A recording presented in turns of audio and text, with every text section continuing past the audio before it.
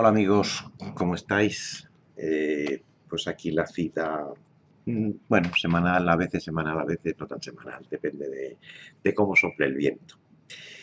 Vamos a ver, porque últimamente están dando tanta matraca con Franco en España, tanta, que lo quieren desenterrar y que tal, eh, la memoria histórica, que, bueno, pues que se nos ha revivido otra vez el amor y la admiración al caudillo de España, don Francisco Franco Bahamonde, que para descanse. Cuando yo nací, en 1948, hacía nueve años aproximadamente que había terminado la Guerra Civil Española. España pues estaba pasando un periodo difícil, empobrecida, ¿no? Todavía, porque la guerra dejó España como un heral. No había absolutamente nada. Se destruyó prácticamente todo. Todos los medios de las granjas y la agricultura y todo eso, pues claro, imagínense, pues todo eso prácticamente había desaparecido. Pero poco a poco, pues con también la ayuda de la emigración que hubo de españoles hacia países como Alemania, por ejemplo, ¿no? Pues ayudó mucho también a la reconstrucción de España.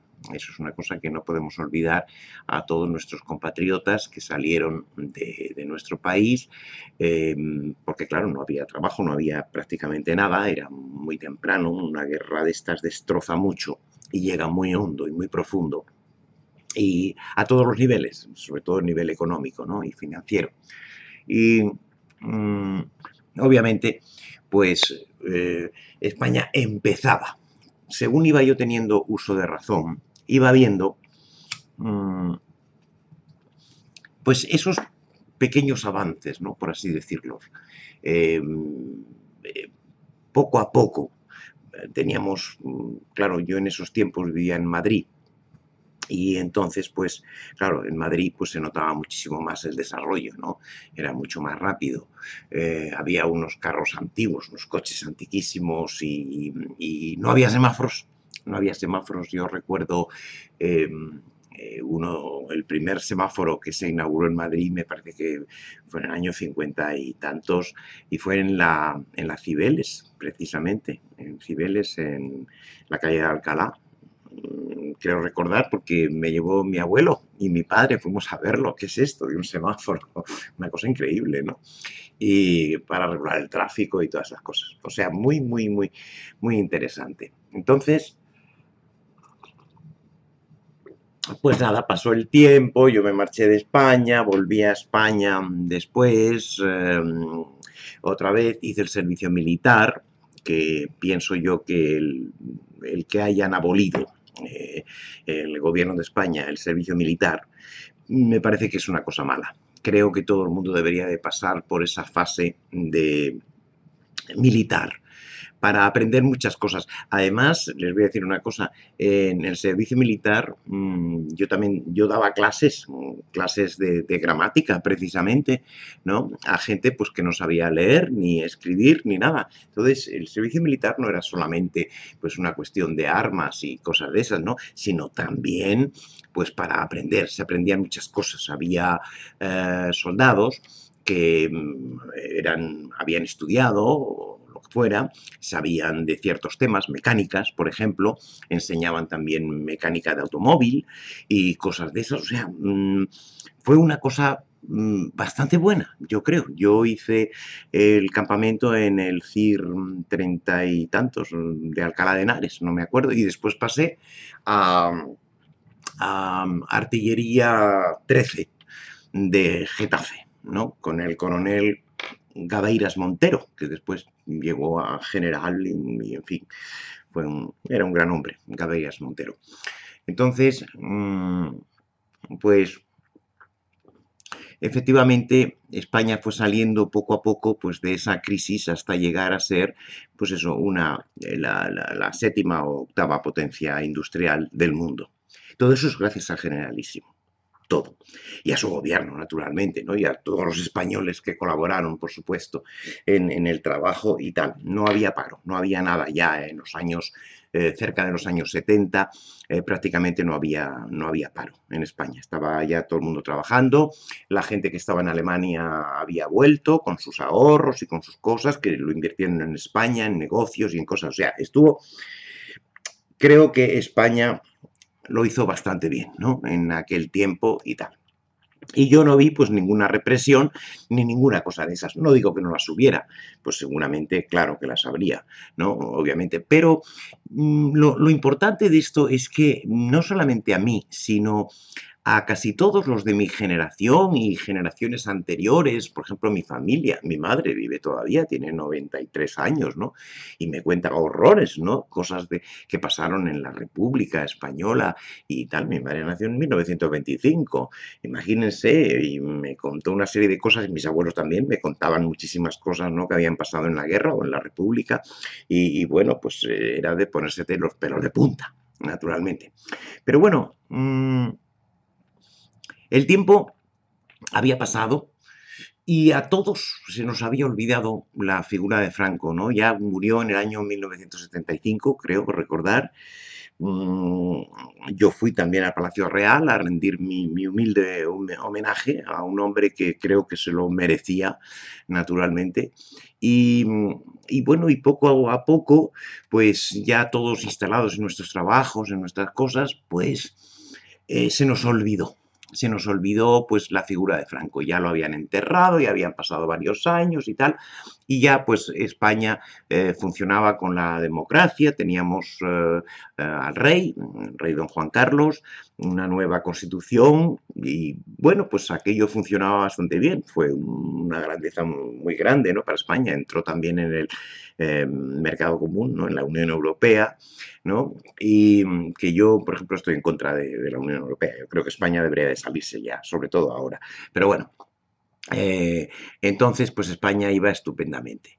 Y así hasta que llegó el gobierno, bueno, estuvo el gobierno socialista de Felipe González, en el cual las Cortes de España hicieron una tremenda investigación sobre cuánto había robado Franco.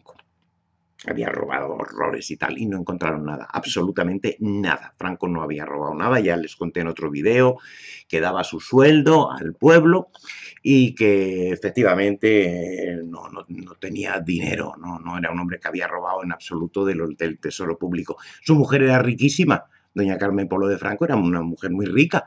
Ella era de una familia asturiana y tenían muchísimo dinero y bueno, pues ese dinero pues era de ellos naturalmente, pero era un dinero privado. Y decían, le llamaban la Collares, porque claro, iba siempre con unos collares bellísimos de perlas y decían que no pagaba en en las joyerías y que las joyerías cuando iba a La Coruña no sé qué, que cerraban para que como vacaciones, ¿no? Para que doña Carmen no fuera a comprar nada, porque decían que después no pagaba. Es mentira, todo eso es mentira. Y les voy a decir por qué. Mm, Porque se recibían en el Palacio del Pardo las facturas de que doña Carmen, pues de los collares y las joyas que se compraba doña Carmen Polo de Franco. Y naturalmente se pagaban. Se tardaban 2 o 3 meses, pero se pagaban. Todas se pagaron. Y sin embargo, lo que no dicen ahora es que Franco eximió a todos los joyeros de España de la importación de diamantes de Kimberley y de Ámsterdam. O sea, no tenían que pagar impuestos para compensar por si acaso, de vez en cuando, pues a lo mejor pues, se les había pasado alguna factura o algo. O sea, eso es una cosa que nadie lo dice y no sé por qué. Pero efectivamente los joyeros salieron ganando siempre con el gobierno de Franco, siempre. Bueno, entonces, como yo les decía, el punto importante de este video es que ya se nos había olvidado todo hasta que llegó el primer ministro y jefe del gobierno español que fue elegido, que era José Luis Rodríguez Zapatero. José Luis Rodríguez Zapatero empezó con la tontería esa de la memoria histórica, así. empezaron a inventarse cosas, que si en las cunetas, que si, bueno, que había cadáveres en todas partes, ¿no? Debajo de los zapatos de todo el mundo estaba lleno de cadáveres España, y todos los había fusilado Franco. Todos, ellos no habían hecho nada, eran unas monjitas de caridad y tal. Nunca había pasado nada, ni habían torturado a nadie en las checas de Madrid, ni habían hecho absolutamente nada. Sí, en cambio, Franco, pues sí, había fusilado, pues yo que sé, a media España. Bueno. Entonces, pues esta memoria histórica, pues empezaron a retirar estatuas, que había estatuas muy bellas, muy decorativas además, y además unas estatuas que se las merecía el caudillo. Y prácticamente en cada ciudad grande de España pues había una o dos estatuas de don Francisco Franco. Bueno, pues las han quitado absolutamente todas, ¿no? Y entonces, pues claro, pues han seguido con todo esto, los partidos políticos, por ejemplo el PP, pues nunca la derogó, nunca, jamás, y eso que fue un partido que se fundó con principios, digamos, franquistas, ¿no? O algo así. Y entonces, pues claro, han ayudado todos los políticos con esta tontera que les ha entrado y esta matraca de la memoria histórica, pues a recordarnos a todos los que vivimos en aquella época que Franco no fue tan malo, que fue estupendo para España en general.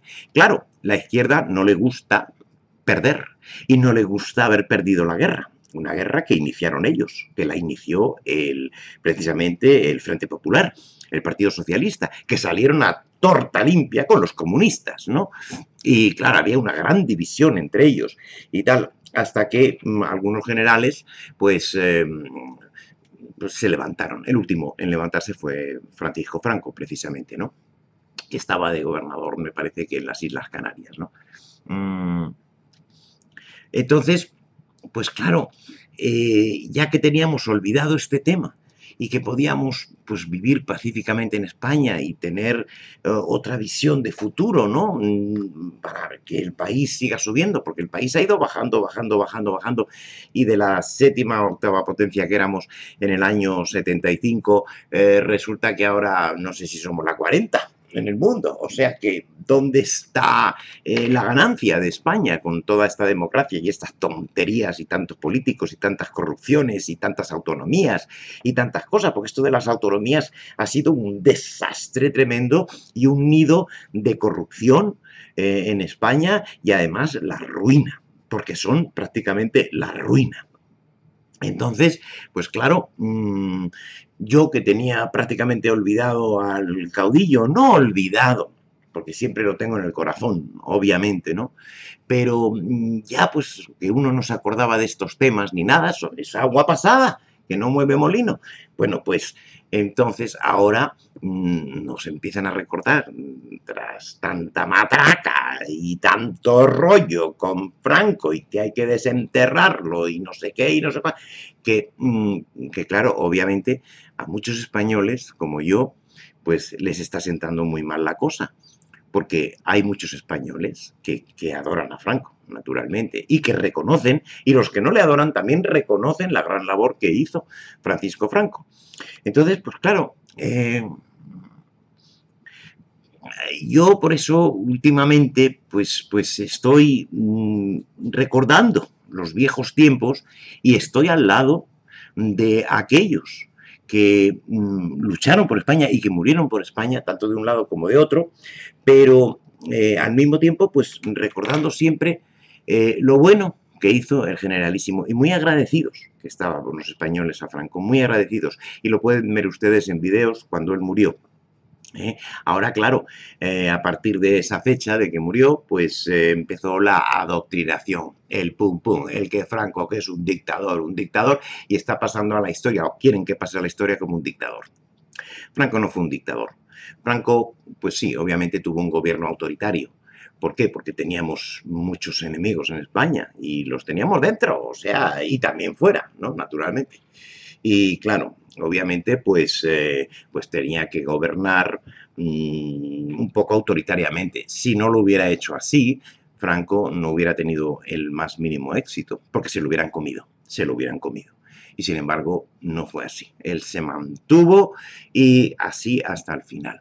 Y lo único que le pidió al rey, a don Juan Carlos, antes de morir, es que mantenga a España unida. Es lo único que le pidió, no le pidió otra cosa.